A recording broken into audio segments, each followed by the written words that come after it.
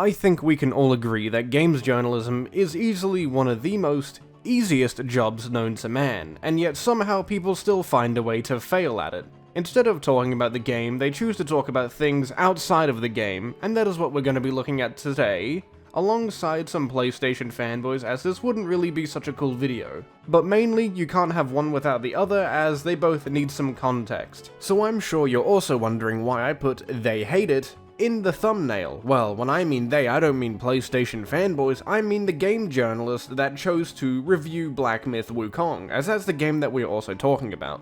And for the most part, their review was pretty normal. It was what you would expect from a review, talking about the issues and complimenting the game where it needs the complimenting, pretty much. It's what you would expect. But then they started talking about diversity and inclusivity in the video game and made that a con of the game, something that was never there to begin with. Because apparently, a game made by Chinese developers needs to be made under a Western mindset of inclusivity and diversity first and foremost, which is honestly insane. I guess having a good game doesn't account for anything, you need to have characters of all these different cultures and people.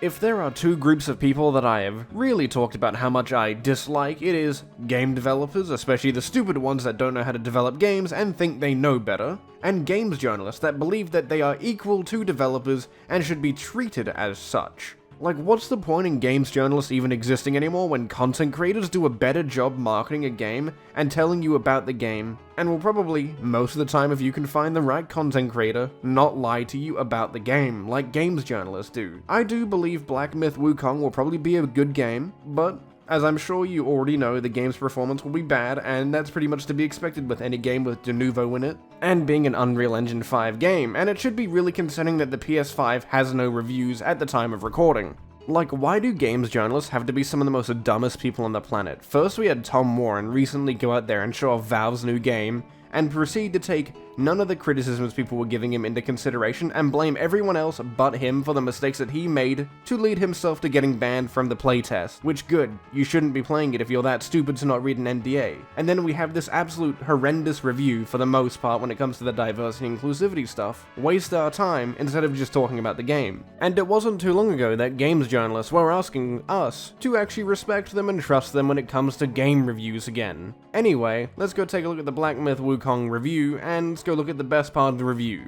I got an AI voice to do it, so, I'm too lazy to read it. While my analysis and review of Black Myth Wukong remain focused on gameplay, it's important to mention the controversies surrounding the game's studio and the reports of misogyny and sexism from developers. Playing as a female gamer allowed me to notice issues surrounding inclusion and representation. Yes, because a woman can somehow tell that there's a problem that wasn't there in the beginning. Yes, you're making a problem out of nothing. How smart are you? Also, that explains why the review sucks. As far as chapters 1 and 2, while characters are clearly fictitious and fantastical creatures, there were no female or feminine NPCs, enemies, or bosses present. Have you even played the game? I've seen many pictures on this game that include female bosses or female characters or whatever. They're feminine in nature? Is that not what you were looking for? I won't spoil anything because I believe most of the ones I was looking at are bosses, but pretty much there are quite a couple there. I don't know how many there are in particular, but there are some. Also, if you don't want to hear spoilers, skip like 10-20 seconds ahead, or maybe even 5, it's not that far in, but it's just to save you if you want to not be spoiled on a boss. The only exception, if you can call it female, is a boss named Mother of Stones in Chapter 2. Which is nothing more than a still, glowing rock with no abilities, being guarded by other enemies. The lack of diversity and inclusivity resonates with the misogynistic comments reported to have been made by developers. These supposed misogynistic comments aren't even true, because it was, I believe, from either an interview or previous things said by one of the developers or lead developer. I don't really know, I don't care too much. But those were mistranslations and then paraded as being true, not taking into consideration context and how that may be used in another person's language. Which express disdain for women playing their games. Although Black Myth Wukong does have truly enjoyable moments, the underlying feeling that women aren't welcome in this world felt present throughout my gameplay experience. So instead of playing the game, you sat there and constantly had the thought of female characters on your mind, instead of just sitting there and enjoying the game. No wonder you suck at your job. You're wasting your time thinking about something that isn't even really necessary or genuinely needed in the game right now, instead of just enjoying the game as it is. It's a game made from a story from like a couple hundred years ago. Why can't you just enjoy it in this game form? It's worth noting the game is based on the novel Journey to the West, which does consist of a few important female characters. To not include any women, or to only include a few in an adaptation meant for a modern audience. I don't think this game is meant for a modern audience. Honestly, I really cringed when you said that. It's for people that actually want to play the game and enjoy it, and learn a bit about it along the way. That's the fun part. But instead, you want it to be focused on a modern audience, and God forbid they do that. Imagine how scary the game would be if it was focused on a modern audience. That would be horrifying. But if you really do want a modern audience, here, I found this shitpost from a guy when I was scrolling through Twitter looking for content for this video. I find it very good. They made a female Wukong. Is quite disconcerting.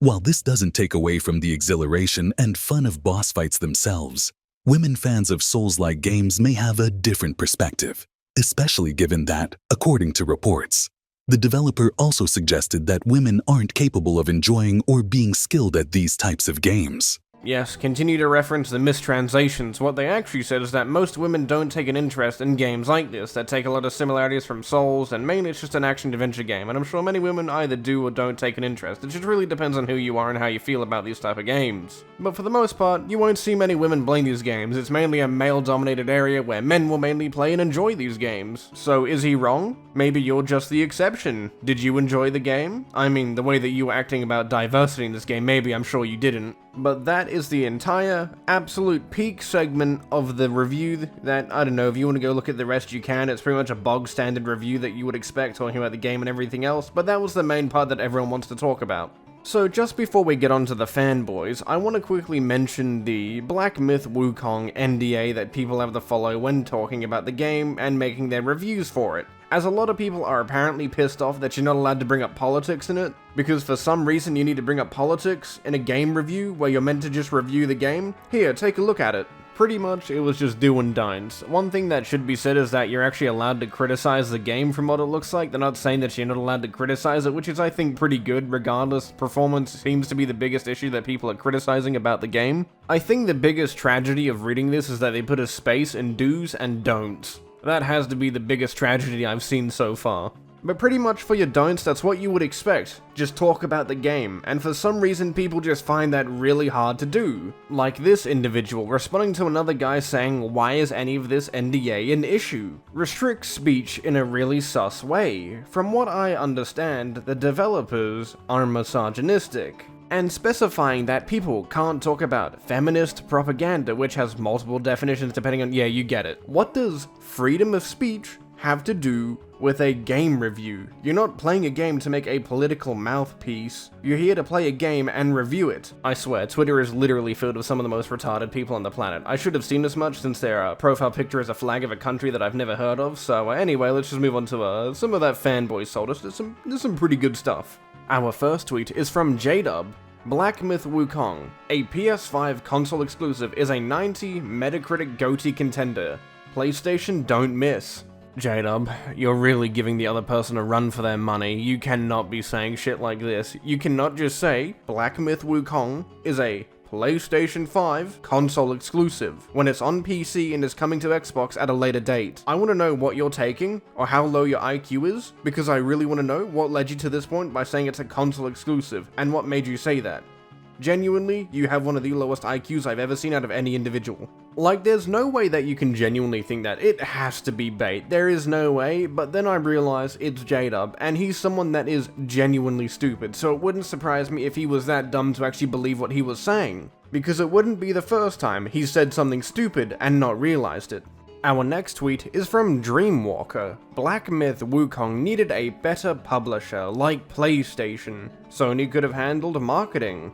Made launch a huge global event. Physical copy, best optimization and QA benefits for PC2. Free demo. Better handling of media and reviews. Are you really just saying this as a giant cope because the PS5 reviews haven't released yet, which actually adds a lot of issues to the game? Is it going to perform well? It doesn't give you much of a confident purchase when you see stuff like this. Did you really spend your money on something that isn't going to work, especially when you don't see reviews out? It makes you ask a lot of questions, it's not good, but I do find it kind of funny that you're trying to make this cope up that PlayStation would have made the game better. Because if PlayStation/Sony really got their hands on it, it'd probably just become a DEI game. I doubt it, but you know, maybe they'll have some integrity kept within the game, but who knows. I'm sure Sony would like to push it so Screen Rants wouldn't have to complain about it. I'm sure the journalist that was reviewing Black Meth Wukong would love to look at games like Concord, because that was probably what they were looking for in this game.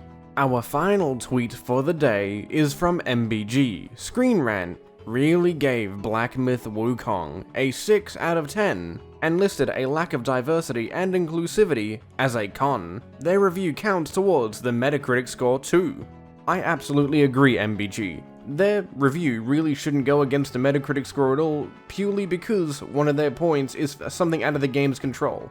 Because who really cares about inclusivity and diversity when playing a game? They want a good game first and foremost. But also, why do you care about the Metacritic scores? Who really cares? If you're gonna play a game depending on how high its Metacritic score is, it's genuinely stupid, you shouldn't. Because most of the games that I play have pretty low Metacritic scores, or pretty average Metacritic scores, and I don't care because most of them are fun. If a Metacritic score really determines how you're gonna play said game, sorry for you, mate. I'm really sorry that your choice of games is very limited. I know, this final tweet wasn't necessarily salt, but I just wanted to chuck it in because I thought I could maybe just have a little interesting take on it. But for the most part, I agree with MBG. I would have had a lot more salt to cover, but I don't want to turn myself into an X-Vault video by covering random people that aren't even fanboys just holding reasonable opinions, so I'm going to leave it here. And I can assure you, in the next video, there'll be a lot more salt, so I'll see you then. If you want to help me reach 2,000 subs. We're incredibly close. So that is all for this video. I'll see you in the next one. Have a great day, boys.